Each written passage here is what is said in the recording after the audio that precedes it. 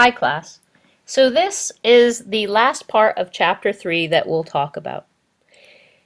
The fundamental attribution error is a bias in our source of making attributions that we might not even be aware of. Basically, with the fundamental attribution error, we have a tendency to underestimate situational influences on other people's behavior and overestimate dispositional influences or personality on other people's behavior. For a more detailed and in-depth explanation, you can go to this address and watch this video. But take a look at the picture. Below is clearly pictured a woman that is crying. But why do we think that she's crying? We might have a tendency to overestimate dispositional influences. We might say, oh, that woman is overly emotional, that woman, tends towards drama. When we try to think about why the woman might be crying, we try to come up with something often that has to do with personality or the person's disposition. Less often do we tend to try to think about the situational influences that might have led her to that behavior. So maybe someone just passed away. Maybe she just got a telephone call and her significant other has broken up with her. Maybe the situation has led her to the sadness and it's not necessarily some dramatic aspect of her personality. Think about someone being late. When we see another person being late, often we think, oh, that's a rude person. They've just come in, they weren't very thoughtful. They didn't necessarily plan ahead to get here a little bit early. But it might be that something happened. In New York, the trains are constantly delayed by the dispatcher. It could be maybe they had a sick child and weren't able to get out the door as quickly as they needed to, trying to find care for that child. So there could be aspects of the behavior that were caused by the situation they were in, but we are often quick to make an underlying attribution about it being something about them. They're a rude person, they're inconsiderate, they're not very organized. When we look at the Castro study really illustrates the fundamental attribution error. You may have heard the saying, don't kill the messenger. What does don't kill the messenger mean?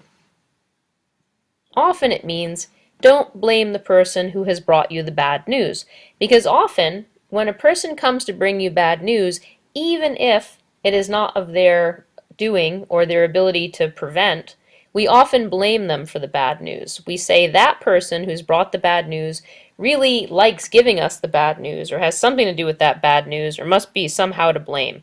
So we make an internal attribution rather than looking at the situation they're in. Maybe they work for HR and their boss has said, hey, you have to go tell those people that they're laid off. They may have no joy in it, they may not want to do it, but it's part of their job and the situation demands it. It might not be that they're a bad person at all. So the Castro study basically had a bunch of students come in to give a speech to a class. The class was told that students were going to be either assigned a topic or they would be able to freely pick a topic. And the topic was going to be on Fidel Castro. So Fidel Castro in the United States is not necessarily a well-regarded and liked figure. He's often controversial and maybe looked at negatively.